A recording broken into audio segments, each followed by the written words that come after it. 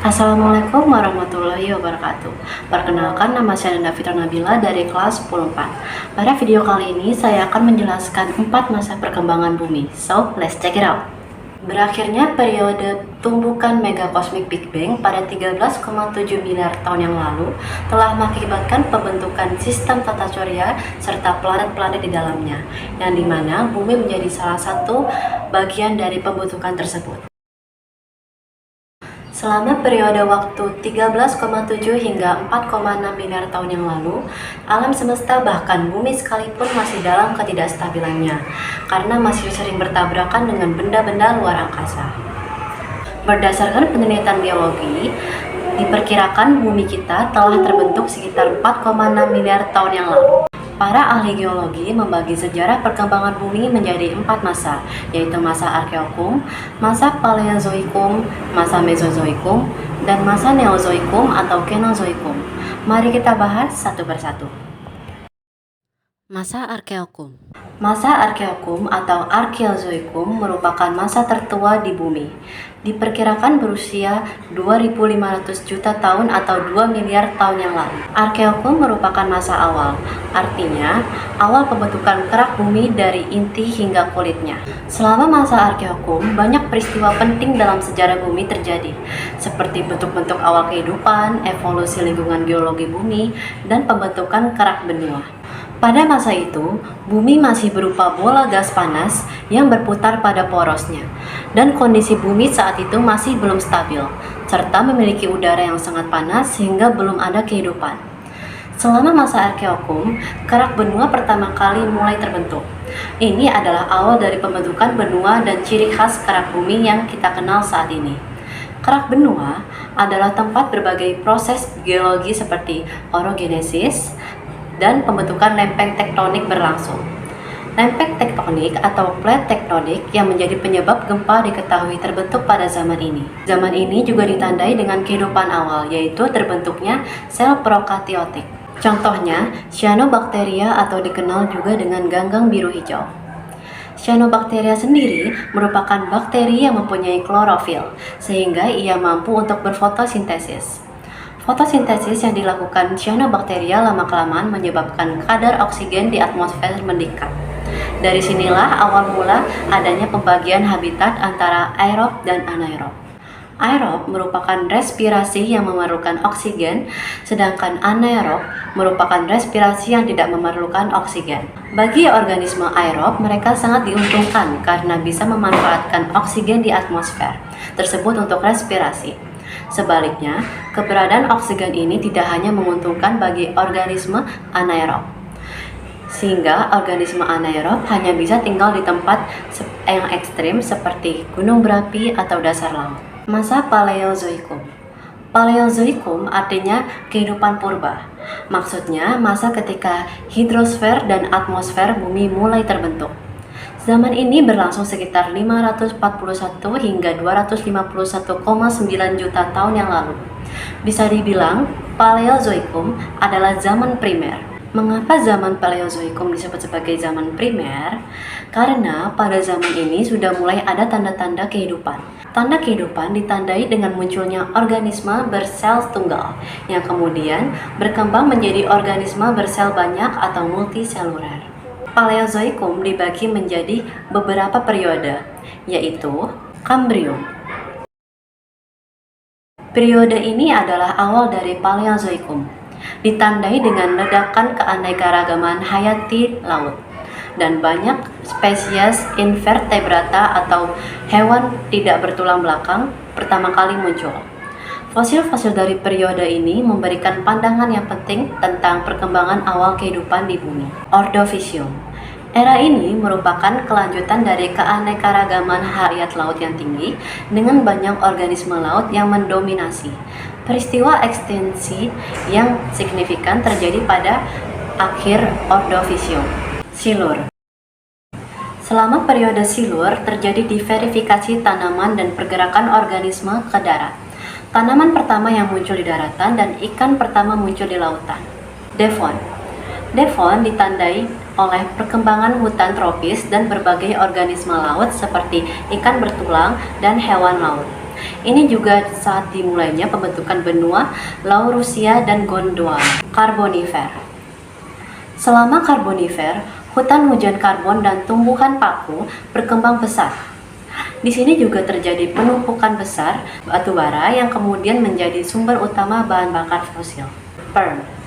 Perm adalah akhir dari Paleozoikum dan masa ketika Pangea atau super benua terbentuk. Ini juga merupakan periode terjadinya beberapa peristiwa kepunahan masif, termasuk salah satu yang terbesar dalam sejarah bumi. Masa Mesozoikum. Mesozoikum merupakan zaman yang terjadi sekitar 245 hingga 65 juta tahun yang lalu. Disebut juga sebagai zaman sekunder, yaitu bumi mengalami perkembangan yang begitu pesat. Ketika zaman ini berlangsung, jenis reptil meningkat jumlahnya. Dinosaurus menguasai daratan, Ichthyosaurus berburu dalam lautan, dan Pterosaurus merajai angkasa. Telah muncul pula jenis hewan mamalia atau hewan menyusui dalam masa ini. Walaupun demikian, zaman ini tetap disebut zaman reptil karena jumlah populasi reptil yang banyak. Masa ini juga disebut sebagai puncak evolusi dinosaurus. Selain itu, zaman ini juga ditandai dengan aktivitas tektonik iklim dan evolusi. Secara perlahan, benua-benua mengalami pergeseran dari saling menyatu hingga terpecah hingga saat ini. Pergeseran ini juga menimbulkan berbagai perkembangan evolusi lainnya. Sepanjang periode ini, terjadi iklim hangat yang berperan penting bagi evolusi spesies hewan baru. Pada akhir zaman ini, dasar-dasar kehidupan modern terbentuk. Mesozoikum sendiri terdiri dari 3 periode utama. Trias. Trias adalah periode awal Mesozoikum yang diperkirakan sekitar 252 hingga 201 juta tahun yang lalu. Selama Trias, dinosaurus pertama kali muncul, tetapi mereka belum mendominasi sepenuhnya. Periode ini juga disaksikan oleh perkembangan mamalia awal dan banyak kelompok hewan lainnya. Jura. Jura adalah periode ketika dinosaurus mencapai puncak dominasinya. Terjadi sekitar 201 hingga 145 juta tahun yang lalu. Dinosaurus raksasa seperti Brachiosaurus dan Stegosaurus hidup selama periode ini. Selain itu, burung pertama muncul selama Jura, dan banyak mamalia awal berkembang. Kritase. Kritase adalah periode di mana dinosaurus masih mendominasi, tetapi juga menjadi akhir dari masa kejayaan mereka. Terjadi sekitar 145 hingga 66 juta tahun yang lalu. Selama Kritase, dinosaurus seperti Tyrannosaurus Rex dan Triceratops muncul.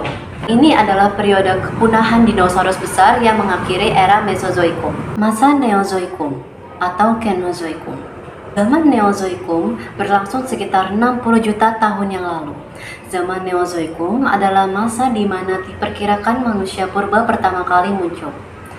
Zaman ini disebut juga dengan Kenozoikum, yaitu zaman kehidupan baru. Karena pada zaman tersebut, kondisi bumi menjadi lebih baik daripada kondisi bumi sebelumnya, di mana bumi menjadi lebih stabil dan terbentuk dengan baik untuk dijadikan tempat tinggal.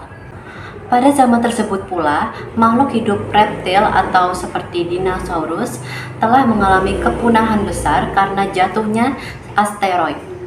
Sedangkan hewan-hewan kecil dan mamalia dapat bertahan hidup dengan memiliki kemampuan reproduksi yang cepat. Jumlah mereka juga semakin banyak dengan kondisi bumi yang sudah lebih baik itu. Sehingga masa tersebut juga disebut sebagai era mamalia. Zaman Neozoikum berlangsung selama 65,5 juta tahun hingga sekarang. Masa Neozoikum dibagi menjadi 2 zaman. Zaman Tersier terjadi sekitar 60-an juta tahun yang lalu, di mana kondisi pada saat itu ditandai dengan munculnya benua-benua yang mulai aktif, memisah dan bersatu, hingga memunculkan pulau lautan dan pegunungan. Pada zaman Tersier terdapat beberapa masa, di antaranya adalah masa Paleosen, Eosen, Oligosen, Miosen, dan Pliocene. Perkembangan mamalia pada masa Paleosen sudah mulai kelihatan, tapi perkembangannya belum terlalu menonjol. Barulah pada masa Eosen, mamalia mulai menunjukkan perkembangan yang berarti. Hewan-hewan yang muncul pada masa ini berukuran lebih besar. Contohnya adalah paus. Masa selanjutnya adalah masa Oligosen. Dalam masa tersebut, mamalia terus berevolusi, sehingga jenisnya semakin beragam. Contohnya adalah babi, kucing, beruang, dan yang lainnya. Pada masa ini juga, kera diperkirakan mulai muncul.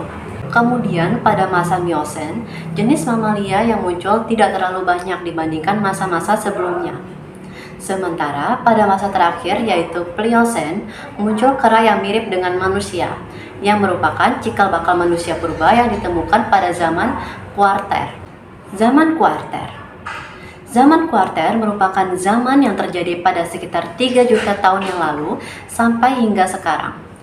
Munculnya manusia purba merupakan ciri kehidupan pada masa ini, tepatnya di periode Pleistosen. Zaman ini juga terbagi menjadi beberapa zaman, yaitu Kala Pleistosen dan Kala Holosen. Kala Pleistosen berlangsung sekitar 3 juta hingga 10.000 tahun yang lalu.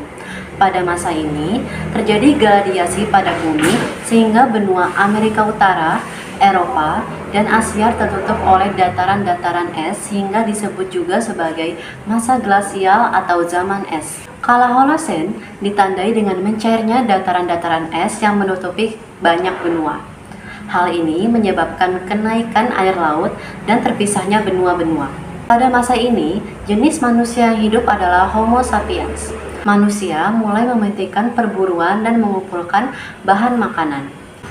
Selain itu, manusia juga mulai mempunyai kepercayaan yang ditandai dengan ditemukannya lukisan-lukisan, gambar tangan, binatang, dan lambang-lambang di gua-gua.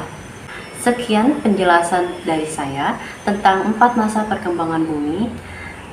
Terima kasih. Wassalamualaikum warahmatullahi wabarakatuh.